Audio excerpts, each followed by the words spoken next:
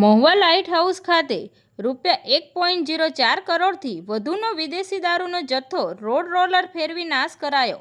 ભાવનગર જિલ્લાના મહુવા ગ્રામ્ય પોલીસ વિભાગ દ્વારા વિવિધ ગુનાઓમાં જપ્ત કરવામાં આવેલ ભારતીય બનાવટી વિદેશી દારૂના મોટા જથ્થાનો મહુવા લાઇટ હાઉસ ખાતે નાયબ કલેક્ટર, ડીવાયએસપી અને અન્ય ઉચ્ચ અધિકારીઓની ઉપસ્થિતિમાં નાશ કરવામાં આવ્યો હતો। પોલીસ તંત્ર દ્વારા કાયદો અને વ્યવસ્થા જાળવી રાખવા માટે અવારનવાર દારૂબંધીના કડક અમલ અંગે દરોડા પાડવામાં આવે છે। આ ઝુંબેશ અંતર્ગત અલગ અલગ પોલીસ સ્ટેશન વિસ્તારમાંથી પકડાયેલ ગેરકાયદેસર વિદેશી દારૂનો મુદ્દામાલ એકત્ર કરીને કોર્ટના હુકમ બાદ નષ્ટ કરવાની કામગીરી હાથ ધરવામાં આવી હતી। આ કાર્યવાહી દરમિયાન કુલ ₹4,04,40,360ની કિંમતનો ગેરકાયદેસર દારૂ રોડ રોલર ફેરવીને સંપૂર્ણપણે નાશ કરાયો। તંત્રી મહેબૂબ રફાઈ સાથે રિપોર્ટર સમીર ગાહા, તપસ્વી ગુજરાત ન્યૂઝ, મહુવા।